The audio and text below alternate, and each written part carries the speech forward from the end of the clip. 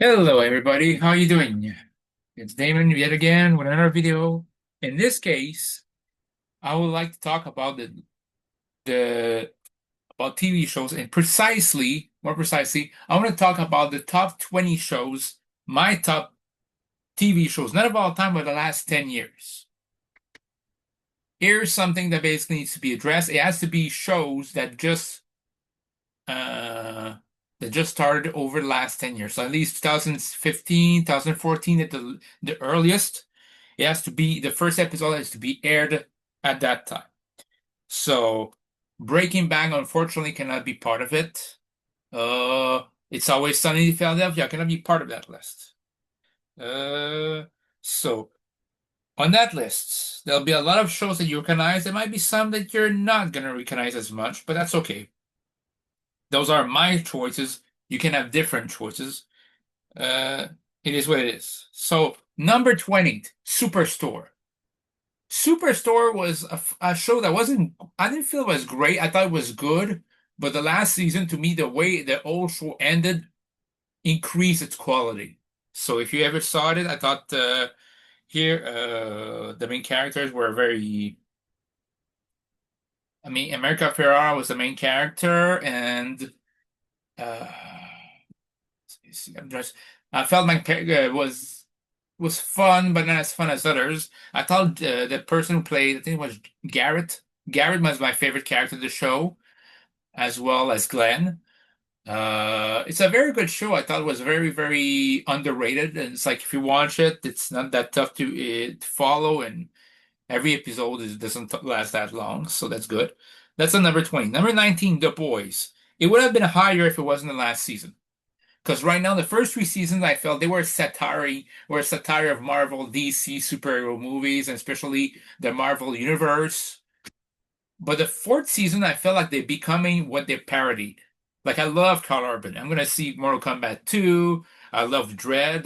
Don't know why there's gonna be a Dredd movie by Taika Waititi rather than having a sequel to Carl Urban's Judge Dredd.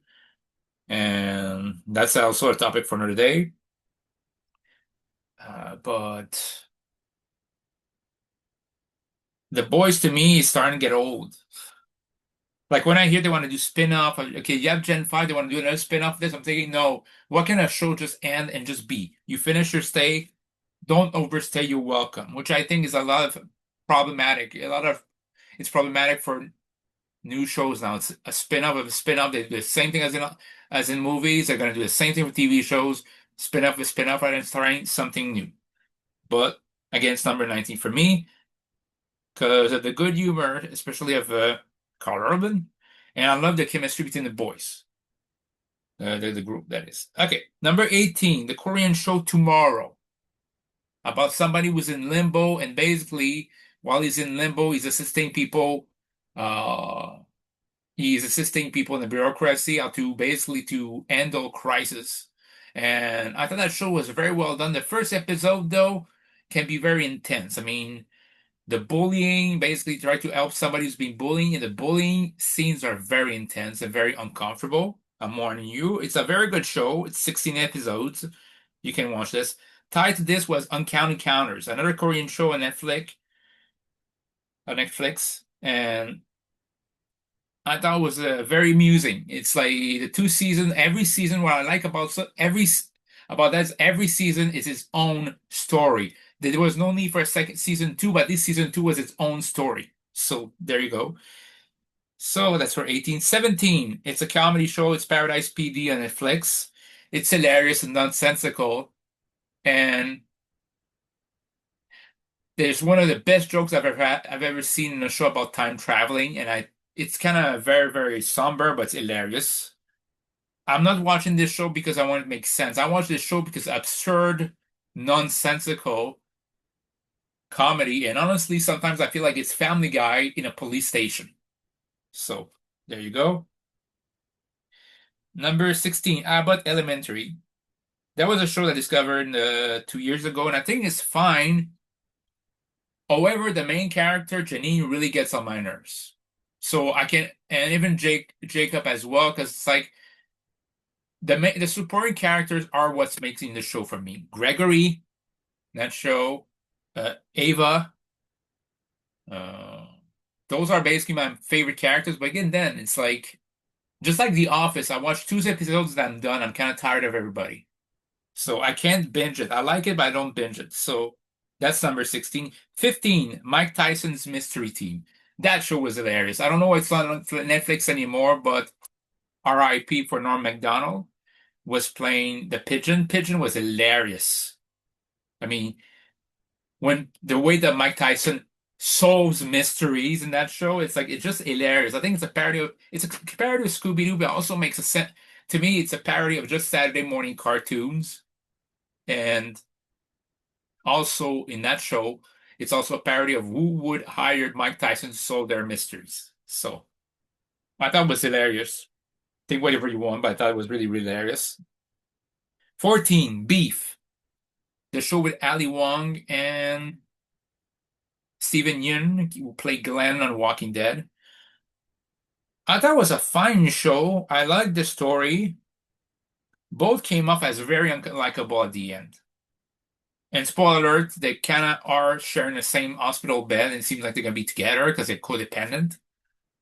But then I heard it's going to be a season two, and regardless of another story or not, I thought you could end it there, and it's okay. Watchmen season one on HBO was one season, and it ended fine, was a good show. It ended there on an ambiguous note, and it was finished. And I thought it was perfect. Not every show should have multiple seasons. Sometimes end it at the right time. And I don't think this one should have many seasons. 13. Only Murders in the Building. Steve Martin and Martin Short in that movie. No, the Martins are have excellent chemistry, and it's a reunion from Three Amigos. Man, that's old. I remember that movie, and I've seen that movie when it was on TV. Uh, those I think that's the best acting I've seen, or the best performance I've seen Steve Martin in a long time. It's like it feels like a motivated Steve Martin. So wherever you are, I'm not making digs at you, but it's like I've seen you in Bowfinger, it was hilarious, but I did not see that Steve Martin during the Pink Panthers movie. I felt like Pink Panthers, Pink Panther 1 has some funny scenes, but if you see them on YouTube, you don't need to see the whole movie. Okay? That's what I mean. Pink Panther 2 was awful. Awful. And I went to see this in the movie theater. It was awful. I'll say it again, awful. So again, you did Bowfinger, which to me is an underrated comedy, one of my best movies in 1999. And I haven't seen that Steve Martin from this, from The Jerk, from Dirty Rotten Scoundrel. I haven't seen Plane, Trains, and Automobiles. I haven't seen that Steve Martin since then, apart from Only Murders in the Building. Again, a very good show, but I'm fearing that not going to renew for a fifth or sixth season. I think at this point, you kind of have to end it one day because right now it becomes ridiculous. That felt like a show of three, four seasons and you end it. That's right. I don't feel like every movie, every show should have like 10 years of existence. I still believe that I'm still kind of saddened by the fact that Simpsons have been on TV for so long. And I love the Simpsons. The first, people said the first 10 years. I said the first 14 years, 14 seasons I love of Simpsons. But it saddens me to know that the second half, I haven't seen a second half of The Simpsons. I felt like the first half is ageless, timeless, and can be applied to many situations. Many current situations can be brought back or be referred back to the earlier Simpsons. But today's Simpsons, not as much. They're more like for right now. So, anyway, that's another topic. So let's go to 12. Mandalorian. Mostly because of the first two seasons. The third season is okay. I didn't hate it, but I didn't love it. I just thought like I just always say I think like first two seasons, oh they're great. And third season is okay too. It exists. That's how I felt. Like could have ended the show in the second season. Actually, would have I would have taken Mandalorian from 12 and maybe in the top six, top five. That's what keeps it at number 12. But the rest is very good. So number 11, One Punch Man. That is the highest animated series that put it on there. I thought One Punch Man is great because it has its own mythology, but at the same time it's a parody or satire of animes. I mean, my girlfriend loves animes. I like some animes, but I feel like some of them have tropes. There's always a pervert. There's always people naming their finishing moves. It's like it felt like, are you a wrestler? Why are you naming your combos? Do you have that much spare time to name your moves? I mean, the exaggerated basically backgrounds. So that to me makes me laugh. But One Punch Man, especially when was the secret for him being extremely powerful is like he says 1,000 sit-ups, basically walk uh 1,000 meter every day, something like that. Basically no AC, just hilarious. And now his robot psychic basically is intrigued by his powerful habits. I think it's hilarious there. And I can rewatch some episodes, and I feel there's a high rewatchability. That to me is very important for determining what are great shows. Number 10, Stranger Things. When I mentioned earlier about one only murders in a building that I felt was great, but I think it's milking it dry. I'm starting to see this with Stranger Things. I like Stranger Things, the first seasons, especially the first three seasons. The fourth season, yeah, there's good moments, but the last episode being 2 hours and a half is pure indulgement. Like you could have separated this into two episodes. And I feel like Stranger Things could benefit from weekly episodes rather than basically just dump it all at once. It could basically be two episodes a week. Because at this point, you kind of have to end it now because the actors used to be teenagers, now they're becoming adults. It's just ridiculous to say that they're still in high school or just graduate high school when we know we did they aged out. So it becomes ridiculous. There's a lot of nostalgia of the 80s there, and sometimes I think a bit too much. Like, remember the 80s, guys? I lived through the 80s, but it's like at a certain point, I think it's a bit ridiculous. And I feel like Stranger Things season 5 should have happened 2, 3 years ago. It's like Netflix this year. I mean, between several seasons, which I'll mention, it's like they know they're on their last legs in terms of creativity, that is not financially. But it's like a lot of shows that are popular is for years and years, they're either ending or about to end. And they realize it and they're panicking. So they order more seasons. Strangely, I'm looking forward to it, but I don't want it to be that self-indulgent this time around. And I have the bad feeling that it might just be self-indulgent. Self-indulgent, sorry. So that's why it's number 10, and it would have been higher if not. Number 9, Wednesday. At first, I was skeptical to hear about a Wednesday show, but when I learned it was Tim Burton being the director, I felt that's a great fit. I don't see why he didn't direct the 1990s movies. Jenna Ortega played a great Wednesday there. I love the first season. I still maintain a good idea would be if it wasn't finally they do a flash forward, and it's revealed that an older Wednesday is Christina Ricci. That's the one thing I want Christina Ricci to come make a comeback in that show as the older Wednesday.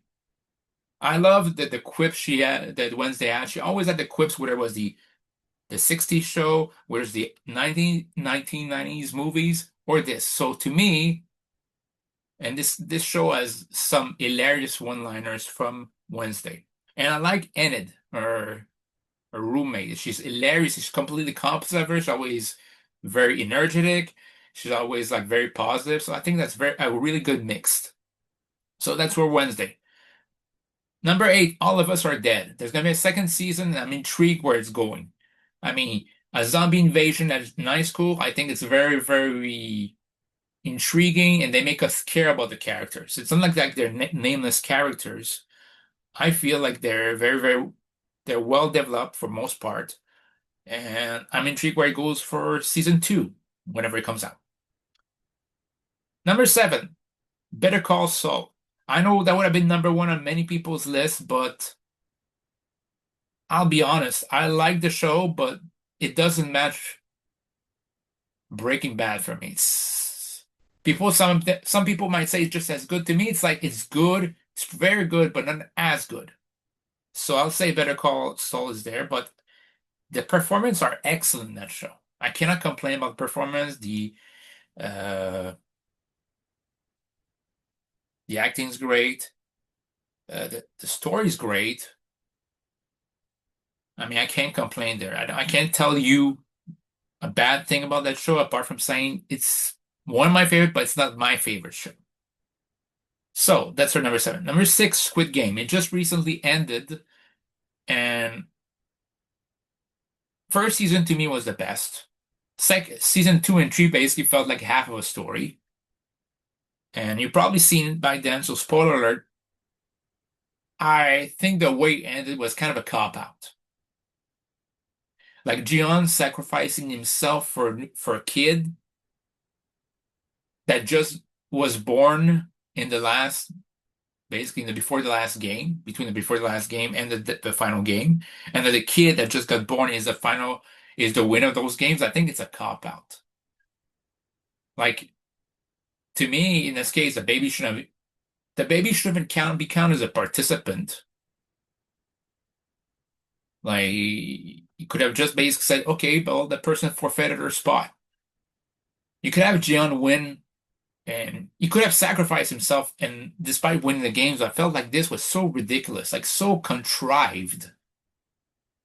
Rather just, it's like we want to make sure we have a depressing ending. We cannot have Jian survive. I'm thinking after all he did, the tragedy is Jian spent all of his life neglecting his kids, being an horrible father, a deadbeat dad, but and the tragedy is his kids will never know how much he sacrificed for for people who suffered through those Squid Games. But at the same time, there's a part of me which feels it's hard to feel so bad for him because he had the choice after the end of season one to go back to his family. He didn't. There's part of me who feels like I would have loved if he visits his kids at the end of season one and then season two starts when he comes back and he learns about all of this. Because it makes him feel like he still wasn't there for his kids. Wasn't there for his parents. It's like it kind of feels like he was obsessed about that one game. So yeah, in a way, he was a good person, but I felt at the same time as he didn't get the opportunity to show it too much for many people. With the people it matters most. So, and yeah, that'll be it. But the front man, that was very well done, and the detective side story like serves no purpose. I felt like it was just wasting time and was fast forwarding through it. So that's number six. Number five, Ozark. Ozark to me was very, very good. Was I would say soprano-esque. Jason Bateman really showed his dramatic chops there. To me, the character what I felt was the best acted was Laura Linney's character as Wendy Bird, and as well as Julia Garner's Root. And again, at the end, it's like it's kind of funny. You started the show by showing the Bird families as the protagonists, but by the end, and Root was kind of and her family were basically like antagonistic people. But at the end, you're rooting for Root. And at the end of the series, it's like the Bird families kind of make an eel turn. They were already kind of getting eel, but I felt they were becoming fully eels at the end. If you saw the end, and they're getting away with all of this. And I felt like Root should have been killed, and I felt like it was kind of cowardly that they killed off their main villains. The one was set up to be the main villain of the final season, sorry, very easily for a new villain that they introduced like one or two last episodes at the end. That stops it from going like in top three. Top four, The Glory, Korean show, awesome show, and it's about a person, a woman who basically was bullied in high school, really severely bullied, and gets back at her high school tormentors many, many years later. Again, it's a show about bullying. I thought it was very, very well done. And it shows the lengths of one person what she's willing to do to make sure she gets back at every one of those tormentors. At the same time, it shows that even people, the bullies, or the people who were friends between the friends who happened to be bullying her back in high school, their relationships since then, and they're not really well adjusted either. So It's an excellent show from beginning to end. There won't be another season. It's perfect. It ended perfectly. You don't need another episode. You just ruin the story if you do this. That's the thing I feel like more shows will take note from, like the Glory, from All of Us Are Dead, going to be another season, but I think it might be the last one. From Tomorrow, it's like sometimes a 1 or 2 season show is fine. You told the whole story, move on, you know? But it is number four. Number three, Alice in Borderland. Every time people tell me about Squid Game, I'm thinking Alice in Borderland is so much better. And season two, the way it ended was perfect. It made you think like the last episode. I'm saying, all right, they're not gonna do this. They're gonna say it was all is a person mind. It all don't tell me they just imagining it. And there's the main antagonist basically says, I'm screwing with you. I'm saying thinking myself when I'm watching this, phew. Because the girl, it's all in your head, or it's just a projection on a matrix. It's so lazy. You just basically say, thank you for wasting your time. It's not the case. It's an awesome show, but now I see the season three, and I'm half excited and a half worried because it ended so well. You could end it there. Why continue when the story doesn't need to continue? So it's like it better be great quality because if not, it might be like many shows that, hey, I love that show, but don't watch the last season. So I really hope that all of that Alice in Borderland season three will be worth it. So, uh, number two, Cobra Kai. That's the show. Basically, I'm telling you this: the next show is not doesn't have half as many episodes as Cobra Kai, but Cobra Kai to me, that's a success story for the last 10 years in terms of episodic television. I thought here's a show that I expected nothing from, and it ended up being excellent. Yes, it's corny. Yes, it's cheesy at times, but the show knows it is. Like the battle for the soul of the valley. Every time I hear that sentence, I just think, oh, that's corny. But at the same time, it shows growth from Johnny Lawrence being hilarious, being basically the equivalent of Neanderthal person who starts the show very, very antiquated in his ways to becoming more modern, but at the same time still retaining a badass essence. And well, he's a badass sensei as well. And honestly, I always felt like that show is more intriguing with Johnny than with Daniel. Daniel already had his teacher, already basically has his stuff together. So he has his family, his kids, his wife, and I thought that's great. So, but to me, it's more about Johnny, and I love that, especially in the last season. The last season was split in three. In the first third of the first third of the last season, I thought was very disappointing. Second third, sorry, was very good, and the last one was excellent, even emotional at times. It's a redemption arc, and it goes. I love that the last episode. The first episode of the series is Ace Degenerate, and the last episode is called X Degenerate. I love that the play on word, and I love that the individual villain that Daniel LaRusso had to fight in the individual movie, part one, part two, part three, all had their redemption arcs. Realize while they were evil. Those movies, it wasn't really them that were pulling the strings. So. I mean, Terry Silver in that show is also awesome. I felt like that's a great antagonist, and I would dare say he might be the best antagonist of the whole series and whole Miyagi universe. Sometimes Daniel LaRusso I thought was annoying always. He's a great character. Ralph Macchio plays it great, and still hard to comprehend that Ralph Macchio is 62 years old and doesn't look any day over 40 years old. That says something. Same thing, William Zbeska, sorry if I mispronounced his name, who plays Johnny Lawrence. He's 58, 59, and he looks basically like he'd be 35. So they're in great shape. Chosen can be hilarious. But getting back to Daniel Russo, sometimes I think it's annoying when he keeps reminding me about Miyagi. I'm thinking, what about your opinion, Daniel? Why do you bring Miyagi in everything? He's your sensei karate figure, cool. And carry on his teaching, that's honorable. But have your own point of view. Add your own point of view integrated with Miyagi's point of view. It can't always be what he taught. It's like, okay, Think about your teachings.